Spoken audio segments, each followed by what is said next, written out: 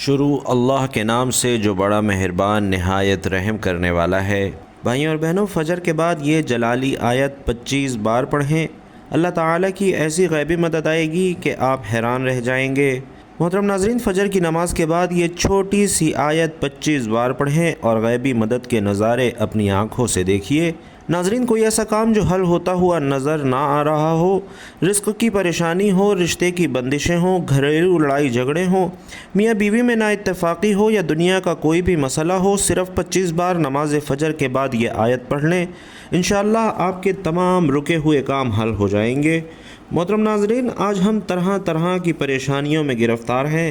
نجی پریشانی، گھریلو پریشانی، سماجی، معاشی، قدرتی پریشانی اور اس قسم کی سینکڑوں دنیاوی پریشانیوں کے شکار ہیں۔ جیسے لگتا ہے کہ زندگی پریشانیوں کا مجموعہ ہے اور ہم اللہ کی طرف سے خاص مہربانی اور نصرت اور امداد سے محروم ہو گئے ہیں۔ دعائیں کرتے ہیں مگر قبول نہیں ہوتی، امداد طلب کرتے ہیں مگر امداد نہیں آتی، آواز لگاتے ہیں مگر کہیں سے جواب نہیں ملتا۔ آخر اس کی وجوہات کیا ہیں اور کن اسباب کی وجہ سے ہمارا یہ برا حال ہو گیا ہے؟ ناظرین، اسلام ہی وہ دین ہے جس میں ساری پریشانیوں، مشکلوں، بیماریوں، مصیبتوں اور تمام مسائل کا حل موجود ہے، اور اسلام کے سائے تلے زندگی گزارنے سے غربت دور ہو سکتی ہے، بیماری کا علاج ہو سکتا ہے، پریشانی کا حل ہو سکتا ہے، غموں کا اختتام ہو سکتا ہے، دعائیں قبول ہو سکتی ہیں، مرادیں پوری ہو سکتی ہیں، قسمت سنور سکتی ہے اور بگڑی بن سکتی ہے۔ ہماری پریشانیاں بتلاتی ہیں کہ ہم نے اسلام کے سائے تلے زندگی گزارنا چھوڑ دی ہے، ورنہ ہمیں یہ دن دیکھنا نہ پڑتے۔ ایک مومن کا اس بات پر ایمان ہونا چاہیے کہ ہمارا اصل مددگار صرف اور صرف اللہ ہے، اس کے علاوہ کوئی مددگار نہیں، جیسا کہ خود کلام رب اس کی گواہی دیتا ہے کہ مدد تو اللہ ہی کی طرف سے ہے جو غالب اور حکمتوں والا ہے۔ اسی طرح دوسری جگہ فرمان الہی ہے کہ اللہ ہی تمہارا خیر خواہ ہے اور وہی سب سے بہتر مددگار ہے، اور جس کا مددگار اللہ ہو اسے دنیا کی کوئی طاقت نقصان نہیں پہنچا سکتی، اور یہ ضمانت بھی اللہ خود دے رہا ہے۔ فرمان پروردگار ہے کہ اگر اللہ تعالیٰ تمہاری مدد کرے تو تم پر کوئی غالب نہیں آ سکتا، اور اگر وہ تمہیں چھوڑ دے تو اس کے بعد کون ہے جو تمہاری مدد کرے؟ ایمان والوں کو اللہ تعالیٰ ہی پر بھروسہ رکھنا چاہیے۔ بھائیوں اور بہنوں، یہاں ایک مومن کو یہ عقیدہ بھی اچھی طرح سمجھ لینا چاہیے کہ جو لوگ غیر اللہ کو مدد کے لیے پکارتے ہیں، ایسے لوگ شرک اور کفر میں مبتلا ہیں۔ دراصل یہ بڑی وجہ ہے جس سے اللہ کی مدد آنا بند ہو گئی ہے، اور جنہیں اللہ کے علاوہ مدد کے لیے پکارا جاتا ہے وہ تو ہماری کچھ مدد نہیں کر سکتے، بلکہ وہ اپنے آپ کی بھی مدد کرنے کی طاقت نہیں رکھتے۔ اللہ کا فرمان ہے، اور جن لوگوں کو تم اللہ کے علاوہ پکارتے ہو وہ تمہاری کچھ مدد نہیں کر سکتے اور نہ ہی وہ اپنی مدد کر سکتے ہیں۔ ناظرین، اب یہاں ان اسباب کا ذکر کیا جاتا ہے جن سے اللہ کی مدد حاصل ہوتی ہے، یا یہ کہیں کہ جن کی وجہ سے اللہ اپنے بندوں کی مدد کرتا ہے۔ جو لوگ اللہ پر صحیح معنوں میں ایمان لاتے ہیں اور اس کے ساتھ کسی کو شریک نہیں ٹھہراتے، وہ اس کی مدد کے مستحق بن جاتے ہیں، یعنی اللہ ایسے لوگوں کا مددگار بن جاتا ہے، اور ایسے ایمانداروں کی مدد کرنا اللہ اپنے ذمے لے لیتا ہے، جیسا کہ ارشاد خداوندی ہے، اور ہم پر ان مومنوں کی مدد کرنا لازم ہے۔ اور اللہ کا فرمان ہے کہ بے شک اللہ تعالیٰ سچے مومن کی دشمنوں کے مقابلے میں مدافعت کرتا ہے۔ کوئی خیانت کرنے والا ناشکرا اللہ کو ہرگز پسند نہیں ہے۔ اور اللہ کا فرمان ہے کہ یقیناً ہم اپنے رسولوں کی اور ایمان والوں کی مدد دنیاوی زندگی میں بھی کریں گے، اور اس دن بھی جب گواہی دینے والے کھڑے ہوں گے۔ آج ایمان کے دعوے داروں کی تو بہتات ہے، مگر اکثر لوگ شرک کے دلدل میں پھنسے ہیں اور رب پر صحیح سے ایمان نہیں لاتے، یا ایمان لا کر شرک و بدعت کا راستہ اختیار کیے ہوئے ہیں، جس کی وجہ سے نصرت الہی بند ہو گئی ہے۔ رب العزت کا فرمان ہے کہ ان میں سے اکثر لوگ باوجود اللہ پر ایمان رکھنے کے بھی مشرک ہی ہیں۔ ناظرین، ہماری جد و جہد اور عمل میں اخلاص اور الہیت ہو تو نصرت الہی کا حصول ہوگا، جیسا کہ نبی کریم صلی اللہ علیہ وسلم کا فرمان ہے کہ بے شک اللہ اس امت کی مدد کرتا ہے کمزور لوگوں کی وجہ سے، ان کی دعاؤں، ان کی عبادت اور ان کے اخلاص کی وجہ سے۔ ناظرین، اس حدیث میں نصرت الہی کے 3 اسباب بیان کیے گئے ہیں: دعا، نماز اور اخلاص، اور ہمارے عملوں میں اخلاص کا فقدان ہے جو کہ اللہ کی ناراضگی اور اس کی نصرت سے محرومی کا سبب بنا ہوا ہے۔ اولاً عملوں میں کوتاہی اور اس پر مستضاد اخلاص کی کمی یا پھر فقدان، شہرت، ریاکاری، دنیا طلبی نے ہمارے عملوں کو عکارت کر دیا ہے اور ساتھ ہی ساتھ ہم نصرت الہی سے بھی محروم ہو گئے ہیں۔ بھائیوں اور بہنوں، اسی طرح دعا مومن کا ہتھیار ہے جو ہمیشہ اپنے ساتھ رکھتا ہے، سفر میں ہو یا حضر میں ہو، حالت جنگ میں ہو یا حالت امن میں ہو، مصائب و مشکلات ہوں یا پھر خوشحالی ہو، ہر موقع پر مومن دعا کے ذریعے رب کی رضامندی اور مدد طلب کرتا ہے۔ سیرت نبوی صلی اللہ علیہ وسلم سے اس کی ایک مثال دیکھیے۔ کیا ہی خوبصورت مثال ہے کہ بدر کا میدان ہے، ایک طرف نہتے 313 مسلمان ہیں جبکہ دوسری طرف ہتھیاروں سے لیس 1000 کفار کا لشکر ہے۔ آپ صلی اللہ علیہ وسلم نے بڑی جماعت کے مقابلے میں اپنی چھوٹی جماعت کو دیکھا تو اللہ تعالیٰ سے نصرت کی مدد کی، اور مسلم شریف کے الفاظ ہیں کہ اے اللہ، مسلمانوں کی یہ جماعت اگر ہلاک ہو گئی تو روئے زمین پر تیری کوئی عبادت کرنے والا نہ ہوگا۔ رب نے دعا قبول کر لی اور قرآن کی آیت نازل کر کے نصرت کی بشارت فرمائی کہ اس وقت کو یاد کرو جب کہ تم اپنے رب سے فریاد کر رہے تھے، پھر اللہ تعالیٰ نے تمہاری سن لی کہ میں تم کو 1000 فرشتوں سے مدد دوں گا جو لگاتار چلتے آئیں گے۔ ناظرین، آج ہماری دعاؤں کی عدم قبولیت میں 3 عوامل کا بہت زیادہ عمل دخل ہے۔ پہلا، اخلاص کا فقدان، دوسرا بدعملی، اور تیسرا حرام معیشت۔ ان 3 منفی عوامل کو دور کر دیا جائے تو ہماری دعائیں بھی بلا شبہ قبول ہوں گی۔ مسلمانوں کا ایک طبقہ غیر اللہ سے امداد طلب کرتا ہے جو کہ سراسر شرک ہے، اس حال میں مرنا معجب جہنم ہے۔ دعا عبادت ہے اور عبادت صرف اللہ کے لیے ہے۔ آج مسلمانوں کے ایک مخصوص طبقے نے، جن کی اکثریت ہے، اور مشرکوں کی طرح غیر اللہ کی پکار لگا کر دنیا سے امن و امان اور نصرت الہی کو روک رکھا ہے۔ ایسے گمراہ مسلمانوں کی اصلاح قلیل سچے مومنوں کے سر پر ہے۔ بھائیو اور بہنوں، اسی طرح رب کی خالص عبادت مومن کی زندگی اور مقصد حیات ہے، اور اسی دعوت کو لے کر تمام انبیاء کرام اس دنیا میں آئے۔ نبی کریم صلی اللہ علیہ وسلم نے مکی دور میں جو 13 سال پر محیط اسی دعوت پر کڑی محنت کی۔ نماز مومن سے کسی بھی حال میں معاف نہیں ہے۔ میدان جنگ میں جہاں ایک لمحہ دوسری جانب التفات کا موقع نہیں، نماز کے وقت میں نماز قائم کرنا یعنی وقت نماز کو بھی مؤخر نہیں کر سکتے، اور کیوں کر معاف ہو کہ یہ تو مقصد حیات ہے۔ نبی کریم صلی اللہ علیہ وسلم فرائض کے علاوہ سنن کی ادائیگی پر اس قدر زور دیتے کہ پاؤں میں ورم آ جاتا۔ آپ صلی اللہ علیہ وسلم ہر پریشان کن معاملے میں نماز کا سہارا لیتے، اور اس لیے ہم دیکھتے ہیں کہ مصائب کے مواقع پر نماز کا حکم ہے۔ بارش کی نماز، سورج اور چاند گرہن کی نماز، زلزلے کی نماز، اور وغیرہ وغیرہ۔ لہٰذا ہم نماز کے ذریعے رب سے استخاذہ کریں۔ رب کا حکم ہے کہ صبر اور نماز کے ساتھ مدد طلب کرو۔ یہ چیز شاق ہے مگر ڈرنے والوں پر۔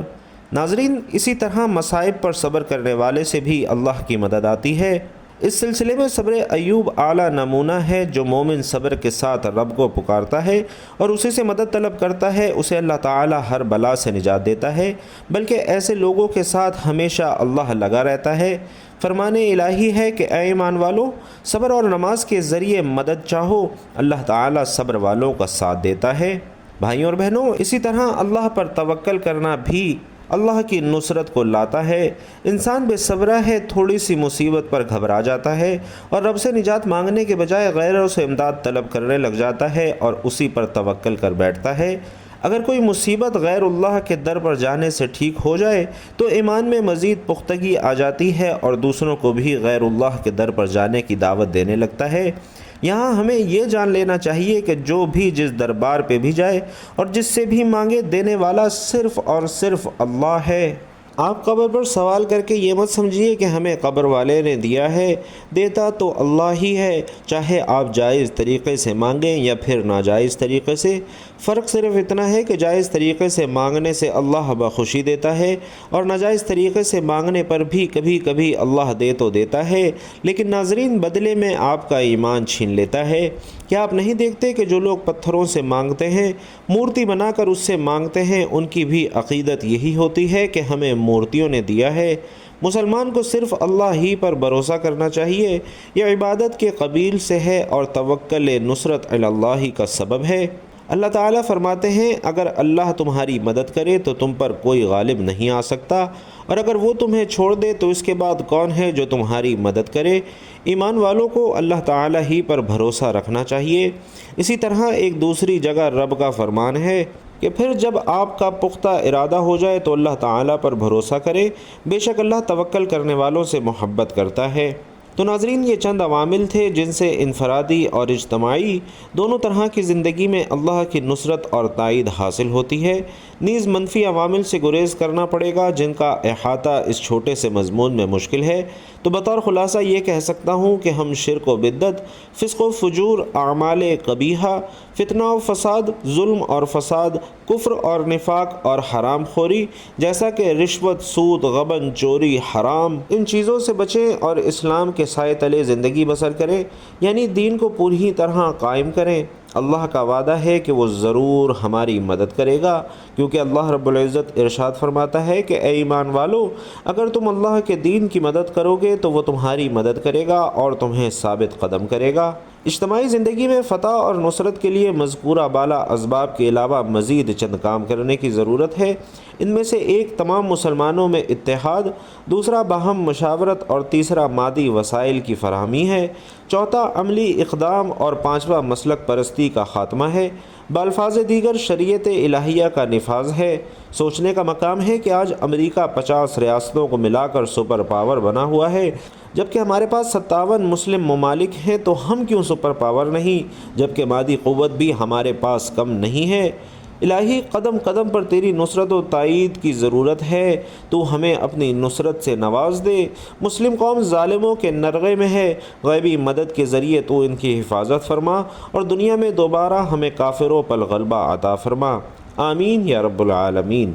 بھائیوں اور بہنوں، اسلام کے نزدیک عبادت کا مفہوم نہایت وسیع ہے، اور اسلام کا مطالبہ ہے کہ انسان کی پوری زندگی عبادت سے عبارت ہو۔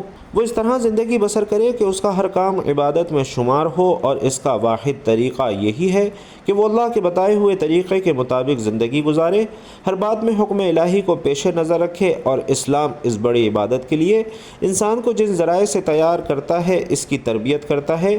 عرف عام میں انہیں عبادت کہا جاتا ہے، لیکن ناظرین، دراصل یہ تمرینات عبادت ہیں۔ انہیں ارکان اسلام بھی اسی وجہ سے کہا جاتا ہے کہ اسلام کی پوری عبارت انہی ستونوں پر قائم ہے۔ ارکان اسلام میں نماز سر فہرست ہے، اور ان تمام عبادات میں نماز کو جو اہمیت اور فضیلت حاصل ہے وہ کسی بھی صاحب ایمان اہل نظر سے پوشیدہ نہیں ہے۔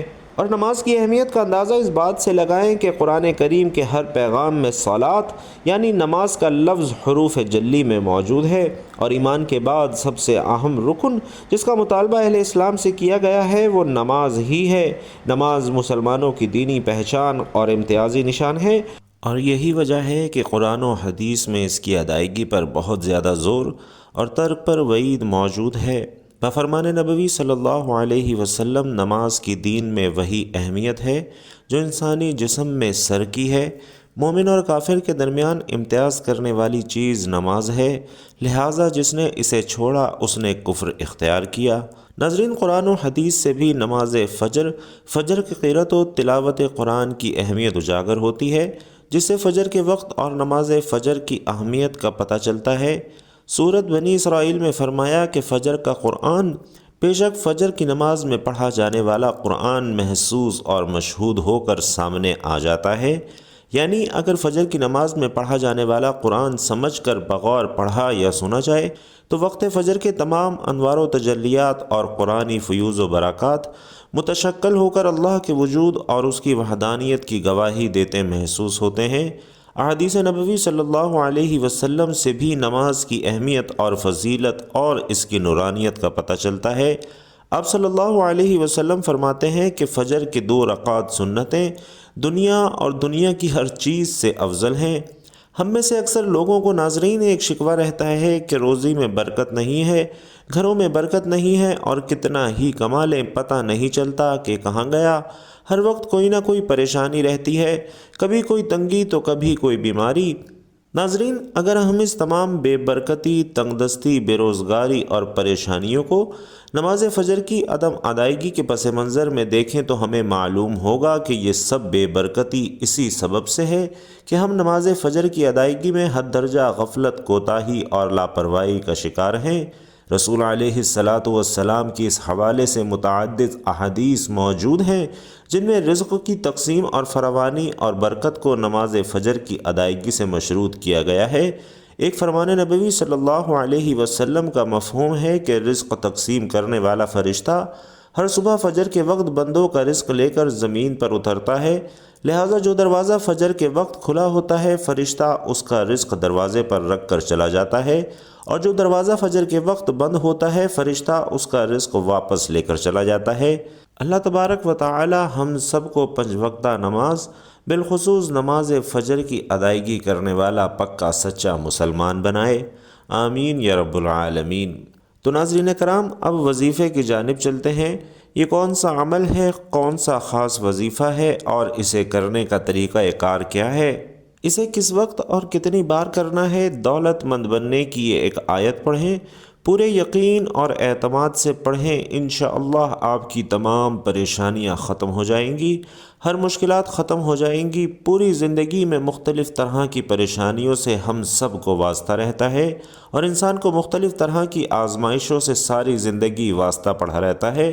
حالات ہمیشہ ایک جیسے نہیں رہتے اور زندگی میں اتار چڑھاؤ آتا ہی رہتا ہے۔ تو ناظرین، بس آپ لوگوں نے صبر کرنا ہے اور ہمیشہ نماز کی پابندی کرنی ہے۔ قرآن پاک میں بھی ہے کہ اللہ پاک صبر کرنے والوں کے ساتھ ہے، تو جتنا آپ صبر کریں گے اللہ پاک آپ کو اتنا زیادہ اور بہتر اجر و ثواب عطا فرمائے گا۔ ہر مشکل کے ساتھ آسانی بھی چھپی ہے، اور کئی لوگ ایسے ہیں جن کو دنیا میں ہر طرح کی ٹھوکریں لگتی ہیں، انہیں غربت کا بھی سامنا کرنا پڑتا ہے، ان پر مشکلات بھی آتی ہیں، یہاں تک کہ کچھ تو بھکاری اور فقیر تک بن جاتے ہیں، لیکن پھر جب اللہ پاک ان پر اپنا فضل و کرم نازل کرتا ہے تو وہ صرف اور صرف اللہ سے مانگتے ہیں، تو اللہ پاک پھر انہیں عطا بھی فرماتا ہے کہ اس کے پاس کسی بھی چیز کی کمی نہیں ہے۔ میرا اللہ پاک سے دعا ہے کہ اے میرے اللہ، اے میرے غفور الرحیم مالک، دنیا جہان کے سارے خزانے آپ ہی کے پاس ہیں، آپ کے خزانے میں کسی چیز کی کمی نہیں ہے۔ میرے اللہ، جتنے بھی لوگ دنیا میں پریشان حال ہیں، تنگ دست ہیں، طرح طرح کی مشکلات اور مصائب میں گھرے ہوئے ہیں، میرے اللہ ان سب کی مشکلات کو ختم فرما دے اور ان کو شاد و آباد کر دے، آمین یا رب العالمین۔ تو محترم ناظرین، نماز فجر کے بعد کا خاص عمل آپ کو بتا رہا ہوں۔ یہ قرآن پاک کی چھوٹی سی آیت ہے، اور فجر کے بعد جب کوئی میرا بھائی بہن اس آیت کو 25 مرتبہ پڑھ لے گا اور 3 دن تک یہ عمل مسلسل کرے گا، یعنی بغیر کسی دن کا ناغہ کیے ہوئے 3 دن لگاتار پڑھ لے گا، تو 3 دن میں اگر آپ کو 300 کروڑ بھی چاہیے ہوگا تو انشاءاللہ آپ کو اللہ کے فضل و کرم سے ضرور ملے گا۔ بھائیوں اور بہنوں، یہ وظیفہ ہمیں بڑی محنت اور مشکل سے ملا ہے، اور مجھے اللہ پر پورا یقین ہے کہ آپ کو یہ وظیفہ کرنے سے ہر چیز ملے گی، کیونکہ یہ بڑا ہی مجرب اور بڑا ہی خاص عمل ہے۔ اللہ والوں، یہ وظیفہ آپ نے اس طرح کرنا ہے کہ جب آپ فجر کی نماز ادا کر لیں، اس کے بعد اسی جگہ پر بیٹھے رہنا ہے اور اول و آخر 7 مرتبہ درود ابراہیمی پڑھ لینا ہے۔ اللہم صلی علی محمد وعلی آل محمد کما صلیت علی ابراہیم وعلی آل ابراہیم انک حمید مجید، اللہم بارک علی محمد وعلی آل محمد کما بارکت علی ابراہیم وعلی آل ابراہیم انک حمید مجید۔ درود پاک پڑھنے کے بعد ناظرین، آپ نے 25 مرتبہ یہ آیت پڑھنی ہے، اللہم انصرنا فإنک خیر الناصرین۔